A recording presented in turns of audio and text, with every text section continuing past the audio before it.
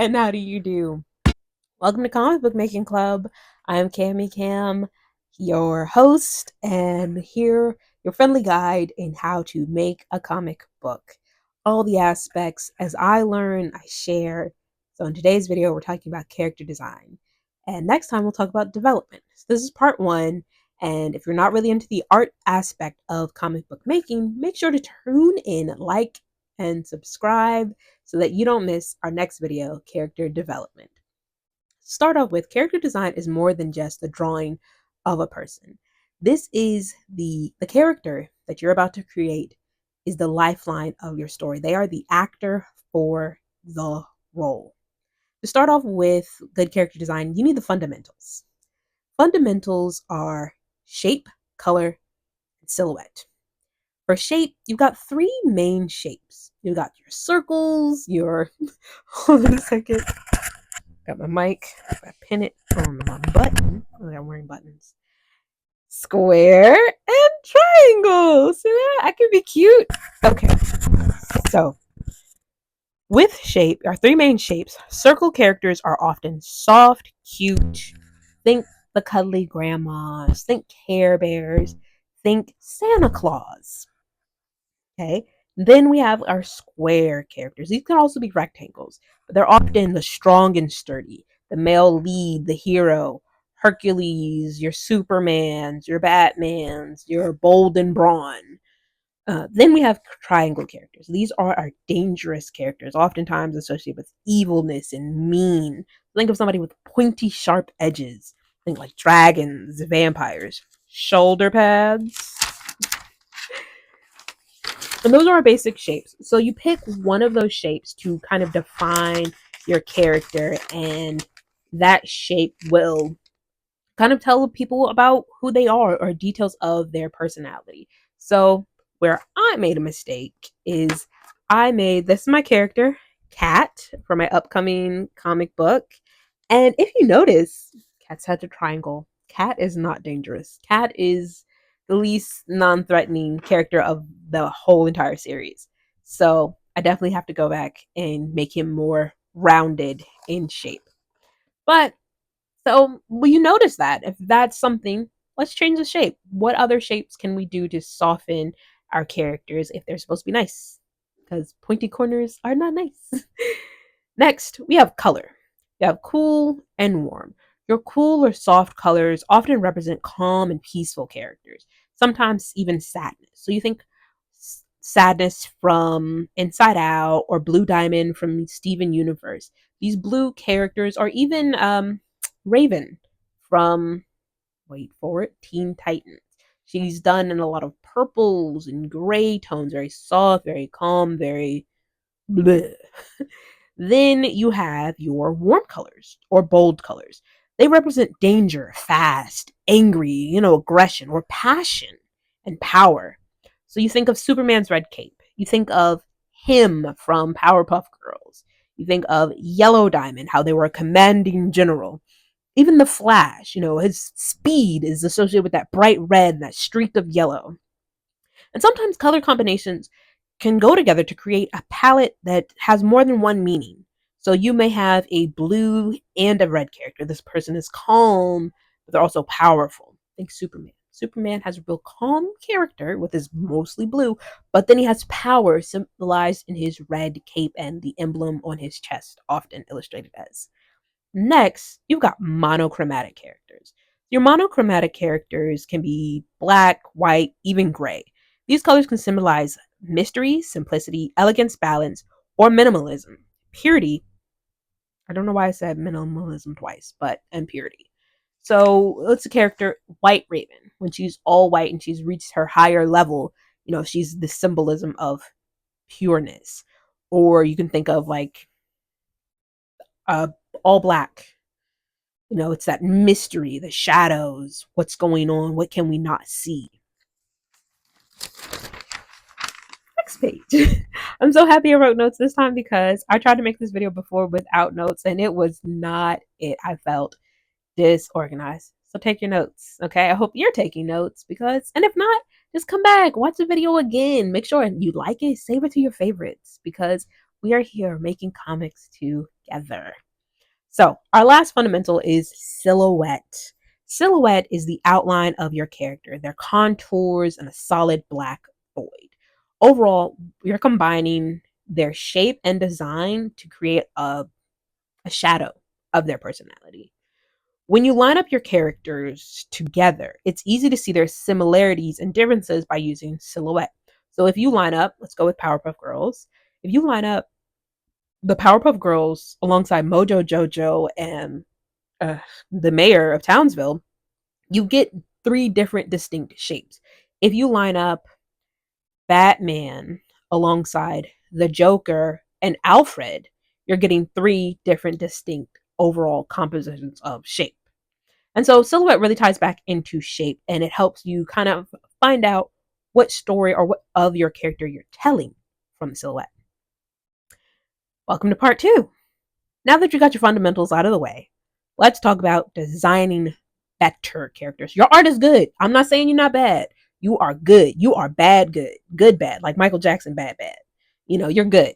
All right? Really good. Your art is great. So don't change. But your character design, there's a little tweaking.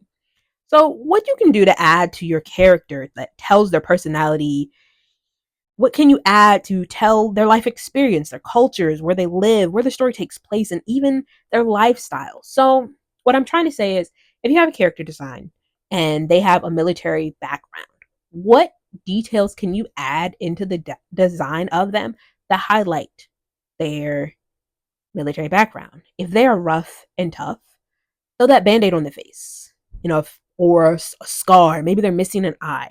What can you add to them that will illustrate their personality, their lifestyle, their past? Another way you can do this, outside of adding accessories and details, is exaggerate. Exaggeration sticks in the minds of the viewer. Exaggerated features make your character unforgettable and visually entertaining. So if we take a character, I'm sorry, I'm just stuck on Powerpuff Girls, okay? I miss it. I really do. But let's think of comic book characters, okay? If we think of the Monitor, right? If you don't know what I'm talking about, look him up. He's like the DC kind of superhero villain. He's tied everything together. But you look at that character's design and okay, maybe he's not recognizable enough because now I'm like trying to think about him and I can't really think about him. So somebody that is exaggerated. Mm, I'll just say myself, for example. My hair currently is not all orange. But when I draw myself and people recognize me, they recognize that big ball of orange hair, which I'm in the process of fixing. So it's creating a set detail, something that like stands out. If you have a character that is sloppy, you exaggerate this, like show their clothes falling off their body, show maybe they got stains on their shirts, things like that. Because right now I'm really losing examples of exaggerated characters. But that's okay because you think of Scooby and Shaggy. We know Shaggy is kind of that hippie fellow because his clothes are baggy. He's got the crazy looking hair, right? There actually are Scooby Doo comics, and you should definitely check them out. They're pretty entertaining. Okay, so we've exaggerated, we've added details. But what I want you to remember is that you're going to be drawing these characters over and over again. Don't get carried away with the details. Don't get carried away with the exaggerations. Because if you have a dragon character and you're individually drawing the scales and you have to going to do that every single frame, every single page. So you want to just kind of keep it simple. Don't go over the top. You want that sweet spot of just enough, and you can really use references and examples and look at other characters and like, okay, well, how do I illustrate this? For example, if you want to draw a ninja character in today's age or time period, you're probably going to put a headband on that character because of Naruto, that you're going to have them dressed as, excuse me, as a ninja, just to illustrate that ninja personality. Then if you have, okay, so I'm watching anime right now. If you have a Person who has to deal with spiritual elements and stuff. A lot of these characters, they wear black robes. So if you're doing anything in that element, you want to add that. So there are set things that you can do that will kind of keeping it simple and recognizable and identifiable to you and your reader so you can keep going and not give up. Now, lastly, let's talk about, I think this is last. Yes, lastly, the process. Okay, the process. It's in the notes. So, what do you actually draw for character design? Because let me show you. This ain't enough. Okay? What you want to do for a good character design is you want to make this design helpful to you. So, here are some tips or things that you can do. Number 1, a yearbook page. Each like a yearbook, you've got the photos of each person and their name. Do that for all your characters. Draw the yearbook page with each character's face going across the row and down. This will give you like a little reference of like who is who, kind of getting them all together. Then, number 2, it's for each individual character. You're going to draw a full body with front facing, the 3/4, okay? 3/4. So it's like just turn a little bit like this or turn a little bit like this. That pose. Okay. It's a challenge, but you can study. Just remember that it's distance. Okay. It's a little distance. It's done actually in most American cartoons where like the characters are always, their head is always turned. So you always see that this, whatever this is, silhouette, side view, cheek on the inside or the outside. And then of course you want to do your side view and your profile, that right down the middle. And this is really helpful for illustrating different things like dynamic posing and dialogue and how they converse and interact with other characters. Now, you did that for the full body. Do the same thing for the face. Full face, 3/4. You don't have to draw both because really it's going to be a mirror flip if you do it the other way. And the profile. These are going to make great reference sheets for your characters. I don't know why I'm doing this now. What are we doing? Let's put our hands away. No. Okay. Now let's talk about the big one. Character lineup. They've all just been brought in for questioning. One of them is the suspect. Line them up. Lining up your characters from the lead down to all of your supporting characters helps establish their height comparison, whether their details match, if they're on the same team. Does it show? Because if we're all on the same team, why are we wearing different colors, Power Rangers? But who would want to see monochromatic Power Rangers? Because then how would you have known what your favorite color was as a child? Honestly, ask yourself that. I was a tie between the Yellow Ranger from the original. I thought she was cool. But then my cousin liked the Yellow Ranger, and I was like, I can only like the Yellow Ranger, but I still like the Yellow Ranger. Second guess, Billy, Blue Ranger. Anyways, so next we have that character development. So you can draw them however you want, but let's just backtrack. Let's summarize at this point, okay? So thank you for watching. Let's go ahead and get our things out. Thanks for being here. Thanks for watching. Make sure to like, share, subscribe, comment on what you do with your character designs. How do you keep memorized? How do you keep them memorable?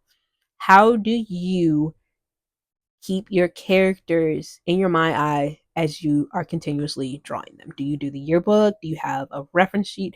Do you have a big chunky folder full of every time you've ever drawn them? Anybody? Just me? Okay. So let's go back and summarize. I know I'm all over the place. I'm sorry. I'm just excited to be here. It is a wonderful day. Okay. So you've got your fundamentals: shape, color, silhouette. You can design better characters by adding accessories and details that tell about their lifestyle, their personality, who they are. Okay. Then you can also exaggerate their forms. If they got a big nose, give them a big nose. If they're tall and waif like or really thin, make them really tall, make them really thin. If they're fluffy, make them fluffy. Okay? Think of just different characters and what as or proportions on them are exaggerated. And it will create a dynamic or create variety in your designs, especially if you have a lot of the characters that are whether the same age or the same gender. Adding exaggeration can help really define different parts about that character, really making them stand out. So, what else we got? Remember, you're going to be drawing them all the time, a bunch of times. So, keeping it simple enough for you to remember ways in which you can draw your character: the front view, the 3/4 view, and the profile view. Do this for the full body and the head. Ways that you can create a reference sheet for your characters. Do a yearbook photo. Do the character lineup. And that's it. That's all I got. I'm not going to talk your heads off. I thank you for watching. Like, share, and subscribe. Comment below on how you design characters for your comic books. Stay tuned. Stay blessed. I love y'all. Bye.